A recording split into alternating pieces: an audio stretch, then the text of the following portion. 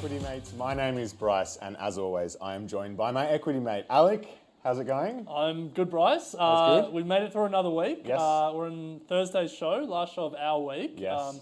Obviously, markets are open Friday, but you like to take the day off and have a round That's of golf. Hit the golf course. Try and get 36 holes in a day. Yes, that is.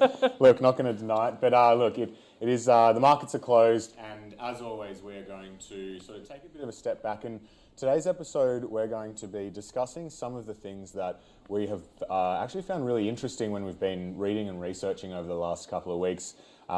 Two topics we'll be touching on: Howard Marks and his views on value versus growth in the 21st century, or especially in 2021, and also the state of micro private equity, something that we hadn't really heard about before and finding pretty interesting. Yeah. Now, before we get stuck into both of these stories, we should give a little bit of a shameless plug, which is that both of these stories featured in our Thought Starters email, which we send out every Monday morning. So if you want to read these articles, amongst others, you can head over to equitymates.com/email, where you can sign up to our mailing list. Nice, what a plug. I know, you got to get the shameless plug in. That's it, get the shameless plug. But look, let's start with Howard Marks and his latest memo that, as you sort of ended yesterday's episode with, if Warren Buffett sees a memo from Howard Marks land in his inbox, it is the first thing that he ever reads. Mailbox. Mailbox, yeah, we know the how... quote is we know. mailbox. Buffett probably has an inbox at this point. I don't think he even has a computer, supposedly. I'm sure only he reads does. newspapers. But Howard sent out a memo with his thoughts around the current state of growth versus value investing, driven by the fact that he had spent lockdown with his son and really, I guess, spending time thinking about what has been going on in the value versus investing debate. Yeah, his son, who is clearly not a value investor in the Howard Marks ilk. I mean, I'm sure he's learned a thing or two, but his son clearly more of a growth investor. But I think before we get into the father-son debate and some of the things we can learn from Howard's memo, we should probably just touch on the state of the value versus growth conversation. Absolutely. I mean, just like politics, where you split the population into halves and then you viciously fight it out. Yeah. It feels like since we've been learning about investing, the value versus growth debate has been there. People pick a side and are very partisan. Yeah. But unfortunately for the value investors, for the last decade and a half, growth investors have been well and truly outperforming. Absolutely outperforming. If you have just joined the channel for the first time and have no idea what we're talking about, value investing is really, has been around for quite a while, I would say. I think it came to prominence. Howard was talking, about 90 years ago, and it's really where you find intrinsic value of the company and then see how that lines up against what the market values it. I mean, for anyone that when they started investing, I'm sure a lot of people were told, read Benjamin Graham's book, Security Analysis. He's often called the father of value investing, and that was where it really became popular. Trying to find undervalued assets, and Warren Buffett. That's how he started investing. Got a long history and an incredible track record. But then more recently, growth investing has really come in vogue. Yeah, and growth investing is really where you're finding companies that are going to grow incredibly quickly. Ideally in industries that are equally going to be growing quickly, and you're not so concerned about the price that you pay for them. It's more about what are they going to be, achieving and growing over the next sort of coming years. And of course, with a record bull run and the tech industry really innovating and making headway over the last sort of 10 years, it has absolutely been a growth investor's game. Oh, so much so.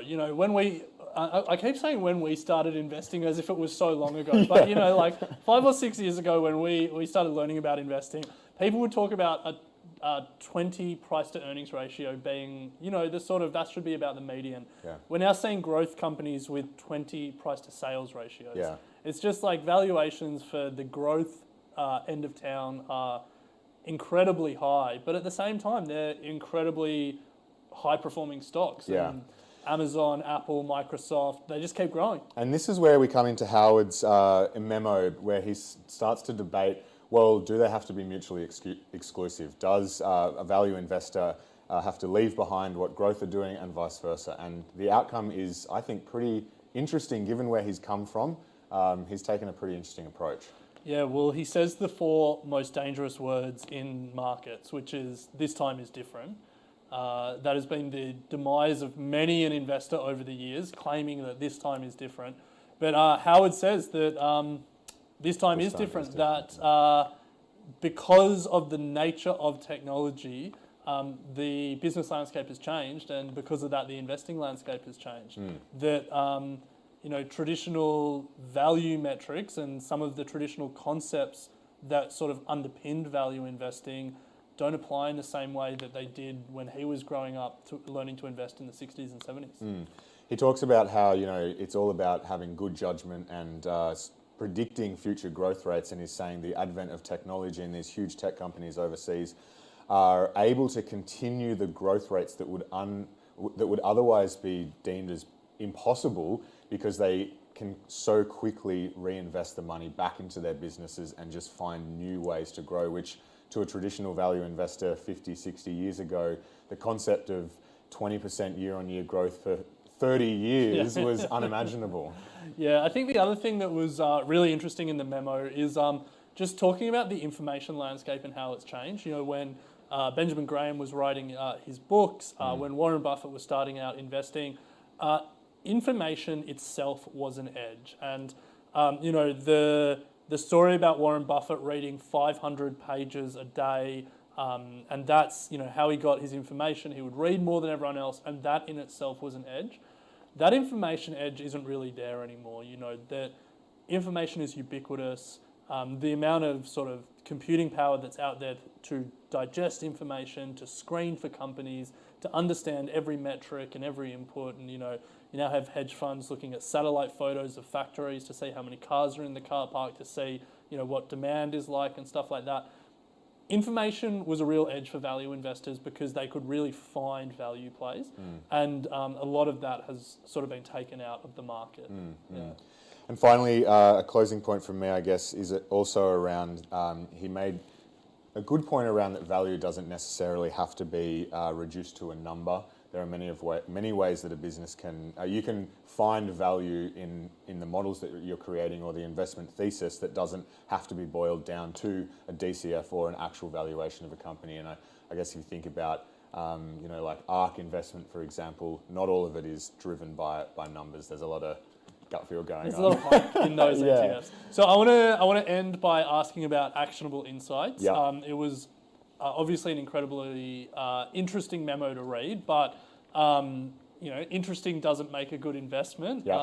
So what are you taking out of this? What are the actionable insights? I think for me, it's to not get caught up on trying to find a DCF when if you're trying to find value for a company. But also, I think as a beginner investor, don't think that you need to bucket yourself into, I'm a value or I'm a growth. It's possible to be both, and you just got to find what's right for you. Yeah. What about you? Well, look, part of me thinks that when one of the most conservative investors going around is starting to say value investing isn't as important and valuations don't matter, maybe that's a sign at the top. Yeah. Maybe when everyone, and I mean at this point literally everyone is buying into the hype of technology companies, maybe that's a contrarian indicator that. Okay, I like it. But I don't think it's controversial for him to say that this time is different, in the sense that the companies are different in the way that they make money, the way that they can reinvest their money, barriers to entry. And the rate of change in a lot of businesses and a lot of industries, it is all different to 20, 40 years ago. Will value matter at some point? I think it's going to have to. You want it to. I mean, conceptually, it would make me feel. It would help me sleep at night if it did. It would help me make sense of the world. Yeah. Look, it's an interesting one to sort of think about, given the history that Howard Marks has. So definitely find that a memo if you can. But Ren, let's move on. Well, if you don't want to trawl the internet and try and find it, go to equitymates.com/news and you can read the article from our newsletter and see it there. You always got to get the shameless plug in. So look, before we will just close out this episode with a state of play in the micro private equity space. Now, something that we hadn't come across before that is certainly very interesting, though. You've got your big VC firms, Ren, and you've got your other sort of PE firms, but this is a really interesting, space for investors to start getting access to businesses that need capital, but otherwise, forgotten by the big end of town. Yeah. Well, that's the thing. The big end of town is so hot right now. Yeah. The amount of hedge funds and public investors, private equity players, and venture capital firms all trying to take a piece of the hot technology companies and the big offerings.